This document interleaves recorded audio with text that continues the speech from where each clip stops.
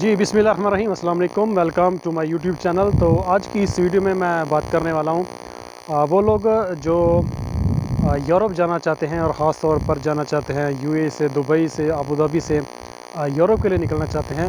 तो उनके लिए आज की ये ख़ास वीडियो है।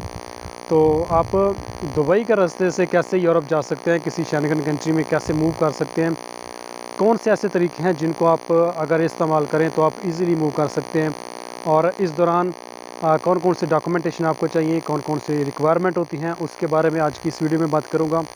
इसके अलावा आपको आज की इस वीडियो में ये भी बताऊंगा कि दुबई से वहाँ यूरोप शेंगन कंट्री में जाने के लिए कौन कौन सी मुश्किलात आपको आ सकती हैं और कौन कौन सी चीज़ों का आपको सामना करना पड़ सकता है। ये सभी चीज़ों के ऊपर आज की इस वीडियो में मैं बात करने वाला हूँ। तो वीडियो को पूरा देखिए, मुकम्मल देखिए। इसमें आपको मुकम्मल डिटेल बताऊंगा, टोटली इसमें डिटेल बताऊंगा कि कौन सा तरीका होता है, कैसे आप जा सकते हैं, किस तरीके से आप जा सकते हैं। ये सारी चीज़ों के ऊपर आज की इस वीडियो में बात करूँगा। तो जो नए लोग हमारे साथ जुड़े हैं, चैनल पर नए आए हैं, चैनल को लाइक और सब्सक्राइब ज़रूर कर लें ताकि आने वाली हर नई वीडियो, हर नई अपडेट इस हवाले से अब तक आसानी से और बर वक्त आपको मिलती रहे। तो शुरुआत करते हैं जी आज की वीडियो का। तो सबसे पहली बात यह है कि अगर आप यूरोप जाना चाहते हैं तो पॉइंट टू पॉइंट मैं आपको बताऊंगा, वो आप मुकम्मल तौर पे इसको देखते जाएं।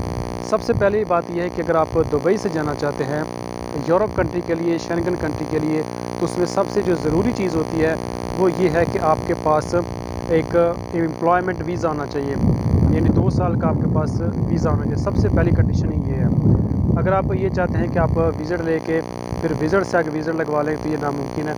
हाँ, ये हो सकता है कि आप अपनी होम कंट्री से विज़िट पे वहाँ जा सकते हैं, फिर विज़िट को आप कन्वर्ट करेंगे। पहले आपके पास यूएई का वीज़ा होना चाहिए, किसी भी स्टेट का हो सकता है। आप दुबई का ले सकते हैं, आप अबू धाबी का ले सकते हैं, शारजा का ले सकते हैं, किसी भी स्टेट का ले सकते हैं, सभी के लिए वैलिड रहेगा। तो सबसे पहली कंडीशन ये है कि आपके पास यूएई का वैलिड वीज़ा होना चाहिए 2 साल का। उसके बाद है कि जब आप किसी से वीज़ा लेंगे, जिससे भी वीज़ा लेंगे, मैं ये नहीं कह रहा, आप रिकमेंड नहीं कर रहा कि आप फ़लाँ जगह से लें या फ़लाँ जगह से लें, जिससे भी आप वीज़ा लें उसमें 2 चीज़ों का आपने ध्यान रखना है।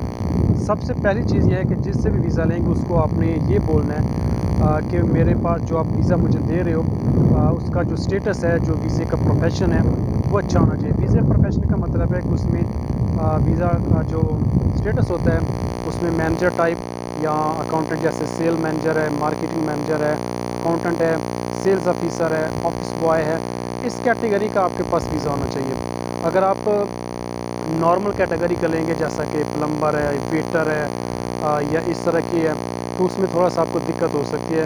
तो थोड़ा सा मुश्किल हो सकता है आपके लिए, नामुमकिन नहीं है लेकिन थोड़ा मुश्किल हो सकता है। तो एक चीज़ आपने उसके साथ ये कन्फर्म कर लेनी, दूसरी ये कन्फर्म कर लेनी है कि आपका जो कॉन्ट्रैक्ट वो बनाएगा। कॉन्ट्रैक्ट बनता है जब भी आप किसी से वीज़ा ले रहे होते हैं, किसी कंपनी से आप वीज़ा लेंगे, तो जब भी किसी से आप वीज़ा लेंगे तो उसमें आपकी जो सैलरी पैकेज है उसमें मेंशन होना चाहिए कि वो कम से कम 10,000 दिरहम से ऊपर हो।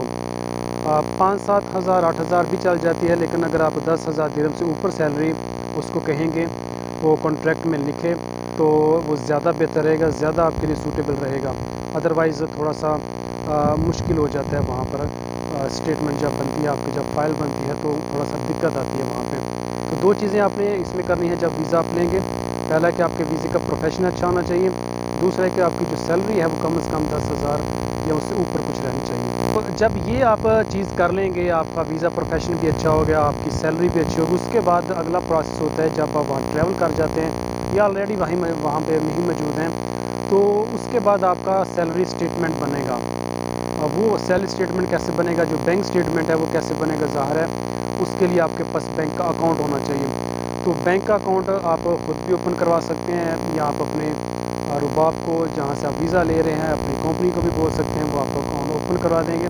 तो जितनी आपने सैलरी उसमें लिखी हुई है आपके कॉन्ट्रैक्ट में, उतनी सैलरी हर महीने बैंक में जानी चाहिए। और उसके बाद कम से कम आपको 4 से 5 महीने बैंक स्टेटमेंट चाहिए, और उसके बाद कुछ बैलेंस भी 10 से 12-15 हज़ार दिरहम उसमें होना चाहिए, करंट बैलेंस होना चाहिए।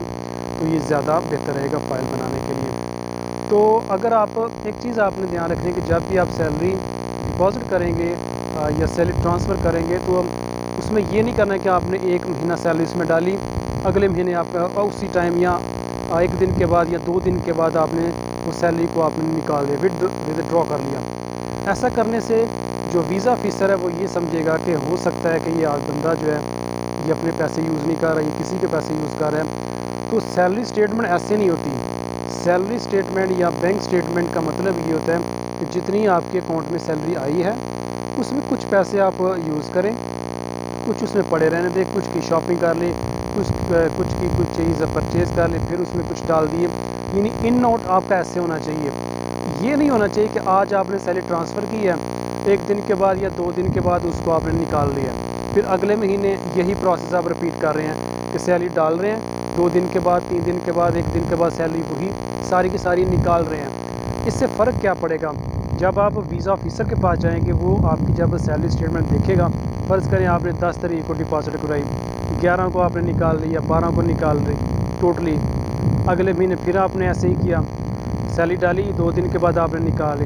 वीज़ा ऑफिसर ये समझेगा कि ये आदमी जो है ये फ़ेक स्टेटमेंट हमें दे रहा है। हो सकता है कि आपने खुद ही डाली हो, लेकिन उससे उसका माइंड क्लियर नहीं होगा। वो ये समझेगा कि ये आदमी या तो किसी के पैसे यूज़ कर रहे हैं, तो या किसी से लेकर इस्तेमाल कर रहा है और अपनी स्टेटमेंट बना रहा है। तो स्टेटमेंट ऐसे नहीं होती। स्टेटमेंट ये होता है कि आपकी सैलरी आई, उसमें कुछ पैसे आपने यूज़ किए, कुछ उसी में रहने दिए, फिर कुछ शॉपिंग कर ली। यानी ऐसे आपकी जो है ना वो स्टेटमेंट होनी चाहिए, तो फिर आपके लिए ज़्यादा बेहतर रहेगा। अदरवाइज़ ऐसी बैंक स्टेटमेंट नहीं मानी जाएगी और आपकी जो फ़ाइल जब तैयार हो जाएगी, आपके लिए बहुत सी इसमें दिक्कत आ सकती है। क्योंकि मेरा एक्सपीरियंस इसमें रहा है, मैंने देखा है कि कुछ लोग ऐसे ही करते हैं, कुछ एजेंट ऐसे करते हैं, तो वो सैलरी डालते हैं, निकाल लेते हैं, डालते हैं, निकाल लेते हैं। वो जो फ़ाइल होती है वो सही नहीं बनती। जब फ़ाइल सही नहीं बनेगी तो आपका जो वीज़े के चांस है वो बहुत कम हो जाते हैं। तो बैंक स्टेटमेंट के बारे में आपने मुकम्मल तौर पर मुहतात रहना है। ये बहुत ही इंपॉर्टेंट चीज़ है, इसको आप इग्नोर मत करें, इसको आप हल्का मत लें। इसी दौरान आपने अप्लाई कर देना है ऑनलाइन ही, वाफी मॉल में या दुबई में जो एम्बेसी है या अबू धाबी एम्बेसी है, ऑनलाइन अप्लाई होता है। उसकी अपॉइंटमेंट ले लेनी है। जब आप अपॉइंटमेंट ले लेंगे तो आपको डेट मिल जाएगी। जिस भी कंट्री में आप जा रहे हैं उसकी आप डेट ले लें। आप जाना चाह रहे हैं, फ़र्ज़ करें इटली जाना चाह रहे हैं, बेल्जियम, स्पेन, किसी भी कंट्री में जाना चाह रहे हैं, उसके लिए आपको पहले अपॉइंटमेंट लेनी पड़ेगी। वो आपको जो अपॉइंटमेंट की डेट मिलेगी उस डेट को आपने वहाँ इंटरव्यू के लिए जाना है। तो इंटरव्यू में कोई ऐसी ख़ास बात नहीं होगी, जस्ट 1-2 क्वेश्चन होता है, बाज़ वो भी नहीं पूछते।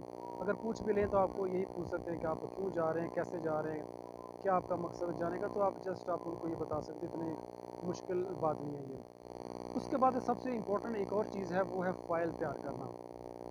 आपका वीज़ा प्रोफेशन हो गया, आपका सैलरी हो गया, आपका बैंक अकाउंट हो गया, बैंक स्टेटमेंट हो गया, उसके बाद जब अपॉइंटमेंट हो गया, उसके बाद लास्ट जो मेन चीज़ होती है वो है फ़ाइल। मार बंदा कहाँ से खाता है? फ़ाइल रेडी नहीं होती, फ़ाइल रेडी करनी नहीं आती।